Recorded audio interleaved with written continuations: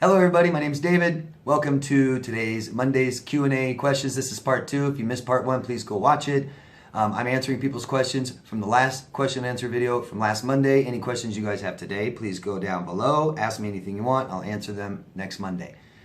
All I ask is for your locations. Please tell us where you are. Thank you. So let's get started. Next question is from Audrey from Montreal, Quebec, Canada. Hello. Haha, I'm in an honest healing process. So here's my thing. Embarrassing, but I've been trying and putting pressure on myself to let go completely. And I've decided to respect myself and to stop putting so much pressure on myself on achieving no contact. Social media, embarrassing. But it is what it is. I've already passed through the hoovering multiple times this past year because it's been a year this month that it's officially over. And I've read the emails and I've checked Messenger when there was a message, but the last time I answered a year ago was the last time I was answering, and I had made that promise and have kept it. But this last stretch is hard. Went back 5 or 6 times before officially having enough. Anyway, my question is, totally aside from this subject, but I've seen in one of your videos that BPD and NPD are 2 separate things, even if in the same family. I really think my ex was both. With both being very distinct, do you think there's a possibility that one can have a degree of both BPD and NPD? Answer is yes. People can have multiple disorders. And when you get into personality disorders, people most likely have other disorders and can have another personality disorder. Yes, common maybe. Borderline personality disorder and narcissistic personality disorder are 2 totally separate disorders. They are 2 separate things. Most people tend to think that. It seems like know a borderline in their life and they're like, oh, they're a narcissist too. I think, there's 10 personality disorders. There's 4 in the cluster B, which narcissistic and borderline are both in. I think all 4 are high on the narcissistic spectrum. So we are all on a narcissistic spectrum. To be diagnosed with narcissistic personality disorders, you need 5 out of the 9 traits listed in the DSM. So you could have less than that. You could be narcissistic, not have a disorder. I think borderlines are narcissistic. I think like we are all on that spectrum, I think they're a little higher than most. But could have both, yes. And borderline narcissist could be schizotypal. They could be both borderline narcissists. They could have eating disorders, addictive disorders, all kinds of different disorders. There's a lot out there. A lot of doctors think we all have one. So when you get into dysfunctional, unhealthy, disordered people, you're going to find a lot of unhealthy behavior, and to the point where they may not be able to control it, disorder. Hope that makes sense. I hope that helps you clarify, answers your question. If not, just ask me again. Nancy from Seattle. Hello, Nancy. My sociopathic narcissistic ex-husband slandered and smeared my name to everyone he could, including my kids. It's now about trying to get past the damage and destruction he caused to myself and my kids, and he still continues to do it. It's hard to accept the fact that I was married to my worst enemy for 30 years. Thanks for your helpful videos. I guess it's not really a question, but very hard to accept. I'm sorry, 30 years is an awfully long time. And I hope that, being such a huge part of your life, portion of your life, I hope you understand it very well, Nancy. There must be a lot of shame and guilt associated with this. I can't imagine. And just realize that's normal, guys. Normal. I hope you're learning. I hope you are managing him. I hope that he's still not bothering you and abusing you. I hope you're talking to a lawyer, your lawyer, or find another lawyer that can maybe help you more. He shouldn't be harassing you, okay? I'm sorry. Hi, David. Helena from the Netherlands here. Hello, Helena. What is a healthy way of being angry or showing anger? I'm getting afraid of showing my anger because a lot of times I hear especially men say, no, you are the problem. I can't handle your anger. Stop it. You're making me sick. I don't want to talk about the past anymore. We discussed it 1,000 times. If someone has hurt me So bad. Ripped my heart out with lies and deception, fake friendship afterwards, just saying sorry. How am I supposed to react? Calm, angry? I raise my voice and tell them the truth when I'm angry. Even if I try to be calm and tell the truth, solve the problem or talk about my emotions, it doesn't matter. They just won't listen. I'm sorry, Helena. We can't force people to validate our feelings. Okay? We can't force them. If someone won't validate your feelings, you shouldn't have them in your life. If someone hurt you and they won't talk about it, bye. They've got to go. They've got to go. They don't have your best interest in mind. They don't care about how you feel. They don't care about your opinions. It's got to stop, Helena. So stick to your question. What's a healthy way of being angry or showing anger? Anger is the most powerful emotion, isn't it? Our emotions are our body reacting to things. Anger, we feel it, don't we? And anger can cause us to do all kinds of things. It's powerful. It can be very long-lasting emotion too. What I tell everybody, especially in your situation and people's situations that are ignoring their emotions and stuff, start being in tune with your emotion, what your body is doing. Know what that is, anger, but also always know what the source of your anger is. Way too many people, I know this sounds stupid, but way too many people lose the source of why they're angry. Know exactly why you're angry. Know exactly. And don't forget until you feel better about it. We don't shove it down, push it, numb it, none of this stuff. We process it. We jump in that anger. What is making me so angry? Why am I angry? Okay? Because there's a lot of things you can do about it. What you're doing, is going to make anybody angry. You're being abused and they don't want to talk about it.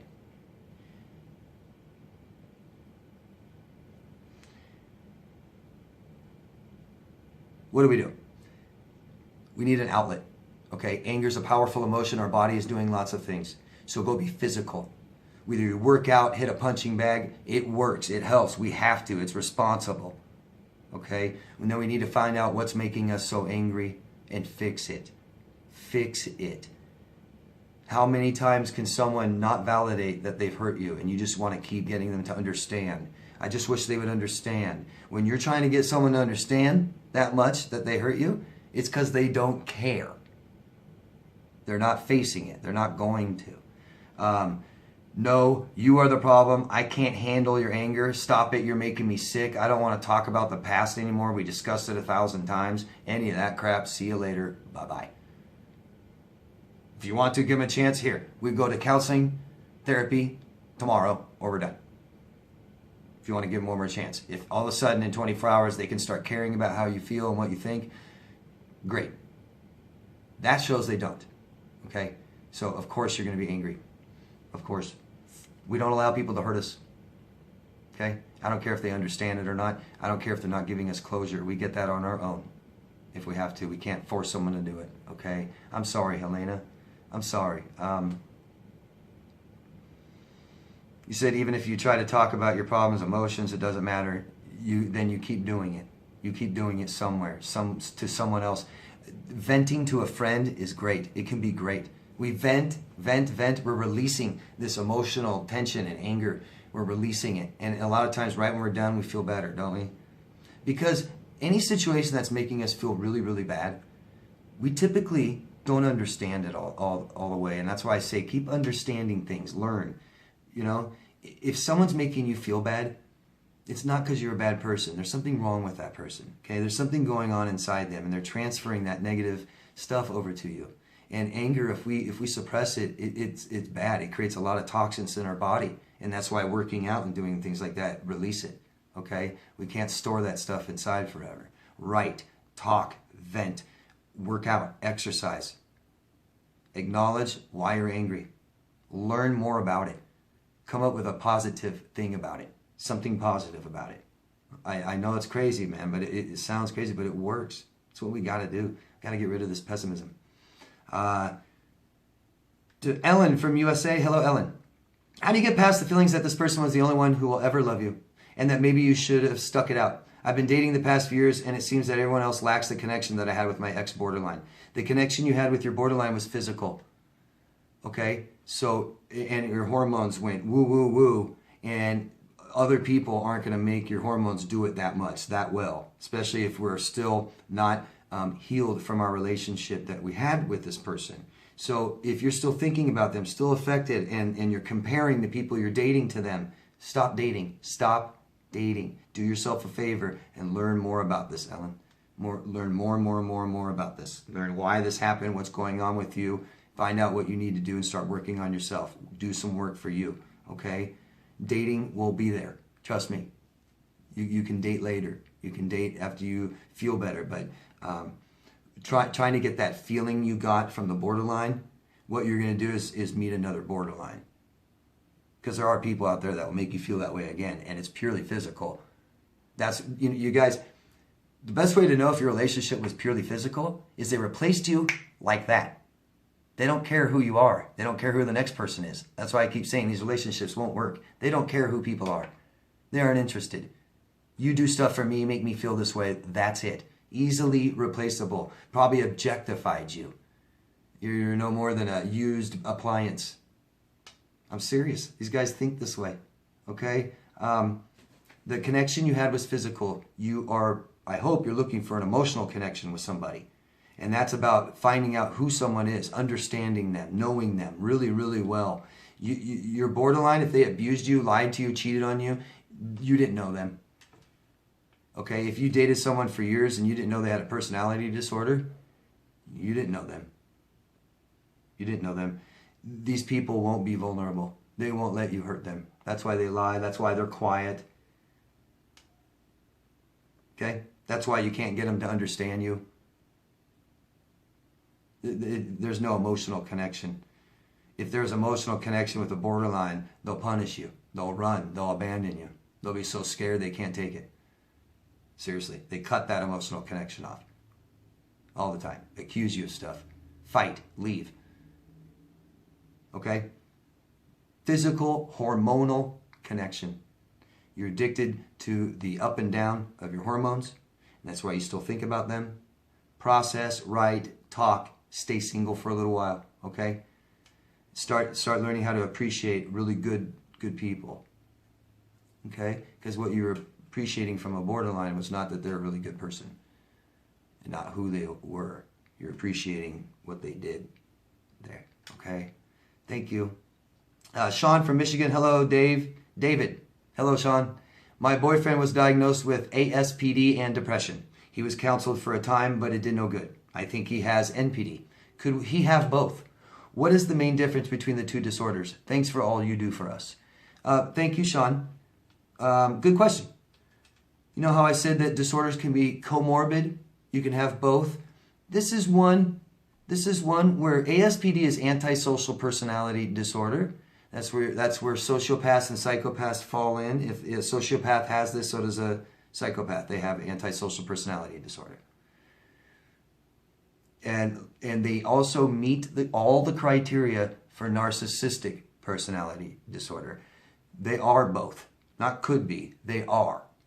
It's almost like it starts with narcissistic personality disorder, and then sociopath, or let's just say antisocial, is more. More of what, right? You say?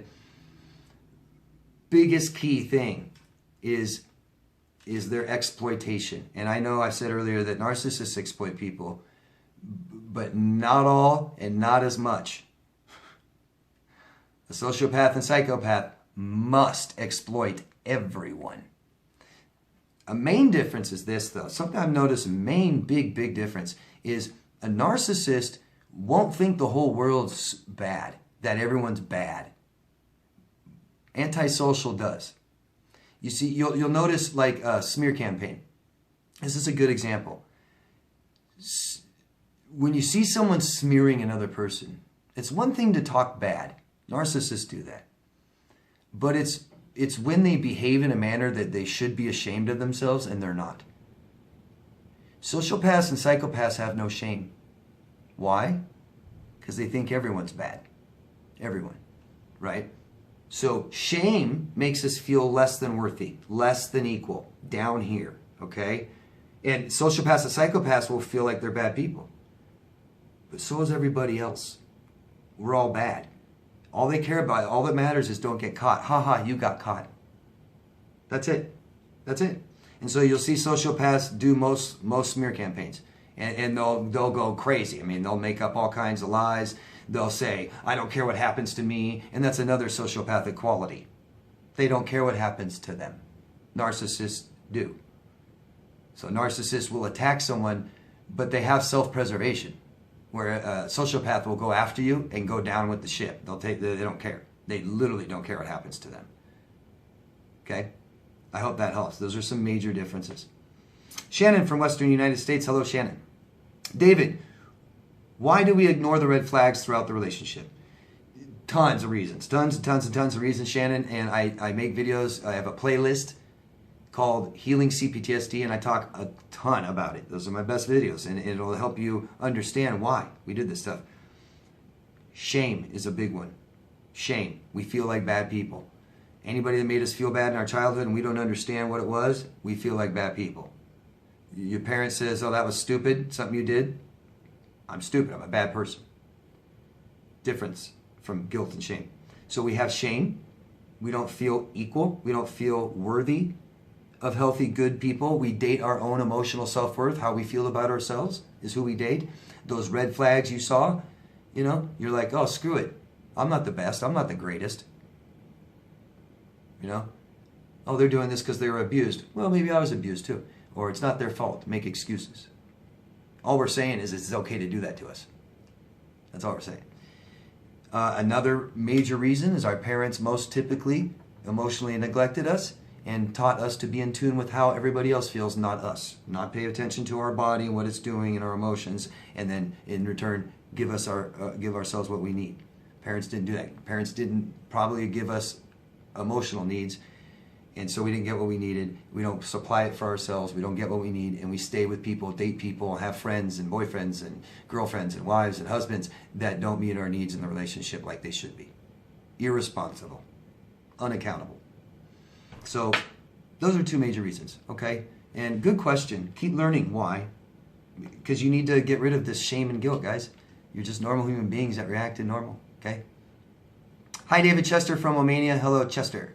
Happy to follow your videos every week, even though I do not need it like last year when it was a hard time for me. Once again, big thank you for your information, help, research, and answers to our questions. Thank you very much. This time I came with a question. Are the womanizers narcissists? I'm pretty sure that is something wrong on the mentalities, but they do have some attributes like narcissistic personality. And you went into your own experience. So your question, are all womanizers narcissists? No. Anytime you say not all, right? But I would say that's pretty narcissistic, right? To think of women as objects. Organize women in your life like time or money or, this typically tends to be a younger, more immature behavior in men, right? You talk to most men and maybe they're more sexually active in their teens, 20s. As they get older, it's not important to them. They settle down. That's typical. That's typical. Or womanizer, that's a little different than just sleeping with women, isn't it? Pretty narcissistic.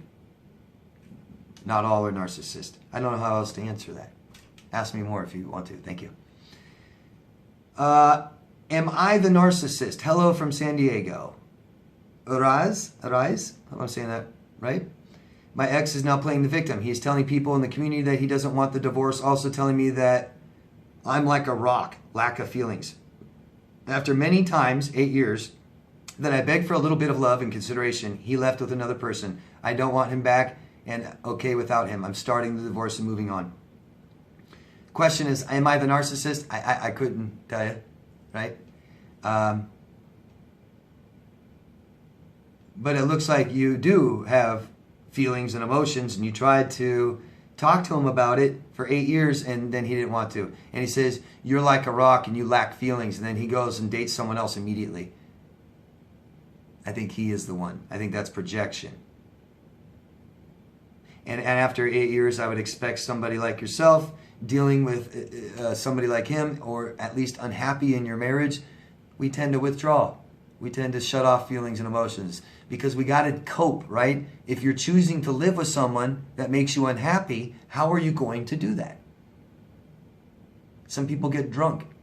Some people do drugs. Some people cut themselves. Some people cheat. Some people lie. Some people gamble. Some people, you see what I mean? These are coping mechanisms. What did you do? How did you cope with 8 years of being unhappy with someone else? Thank you. From Italy. Hi, David. Thank you for what you're doing. It helps me a lot. I would like to know if there's a possibility that narcissism occurs in adulthood. Maybe after a huge stress, like a bad disease. Sure. Narcissism, yeah, people can become more narcissistic as they get older, especially a disease, dying. I tell people often, hey, you know, you have 30 days to live. Someone tells you that, doctor, it's going to make you pretty narcissistic. You're going to kind of just think about the 30 days you have left and not everybody else's lives, you know? Yeah? Yeah. Narcissistic personality disorder, not so much. It's a child developmental problem. Carol from Las Vegas. Hello, neighbor. Have a question now. Met a woman 5 months ago who lives in another state. I saw the red flags, but decided to put on those rose-colored glasses. Anyway, all flags look the same, even the red ones when you wear rose-colored glasses. She flew in to meet me, and bam, as soon as I picked her up at the airport, she did the borderline splitting thing. Very unexpected. She slammed me pretty hard emotionally. I unwittingly gave her enough personal information for her to do that. When she left, I went no contact, and I mean I didn't say goodbye after she left. Didn't tell her why. I just wanted her out of my life. Some suggested that it was the right thing to do. Others say I should have at least let her know I didn't want to see her again. At this point, she is still attempting to contact me. She's blocked, but working her way around that on Facebook, having to block all the new accounts she creates to PM me. Did I end it correctly by just ghosting her, or should I have let her know immediately that I didn't want to see her? Only you can answer that. There is no right or wrong. I don't care about what you do, only how you feel about it. See? It doesn't matter. How do you feel about it? That's all that matters. It doesn't matter how somebody else feels about it. It doesn't matter what your friends' opinions are. How do you feel? You feel okay? That's all that matters. You feel a little guilty? I get it. I get that. That's okay. Feel a little guilty. I wish I handled it better. Sure. We can almost say that about everything, right? I wish I could handle it better. Learn from it. Handle it better. Next time, if there's a next time. This person is done. Done. We don't do it now. There's nothing to say to this person now because look what they're doing. Crossing boundaries, freaking out. Personality disorder, it means a lot of it means you aren't in control of your own behaviors anymore. Extremely impulsive. This person seems scary. Going around you blocking her, that's a problem she needs to deal with. Being ghosted sucks, but we don't attack the person that did it and keep trying to find them and stuff. We go get help. We process this thing. We go find closure on our own. So that's all I got to say. I mean, this is up to you. You know, how do you feel about it? And just learn. We all make mistakes. We all make mistakes. What's the correct way to handle an abusive borderline that you realize, you know, you're in a relationship with her, or you care about her? I don't know. What's the right way? I don't know. Jesus. I mean, we say no contact, cut them out. Okay, there's more to that. You got to do more than just that, especially if they keep trying to find you and contact you. I mean, there's a lot. There's a lot. Did you do the right thing? You did the right thing to end it. Good job. If you feel like you didn't do it the way that you wish you could have, or you wish you should have, I get that. And you just learned right there. That's it. You had the experience, you did it this way, and you realize, I don't like doing it that way. Or maybe you can have some compassion and realize, hey man, it wouldn't have mattered what I told her. I had to do this for me. She was abusive to me. I was being manipulated. I knew that if I contacted her, she would suck me back in. Maybe it's something like that. You didn't give her closure. You just told her it was over or ghosted her. That sucks. It hurts. I'm sure she didn't like it. But she needs to go get help. Bad. And help with a lot of other things besides just this. Thank you. Thank you, everybody. That's the end of the Q&As this Monday. If you guys could please help me support this information by making the video bigger. You can vote, you can comment, you can post this on different social media accounts and give it to people who need it. Thank you, everyone. Love yourself first, please, and I'll see you next Monday.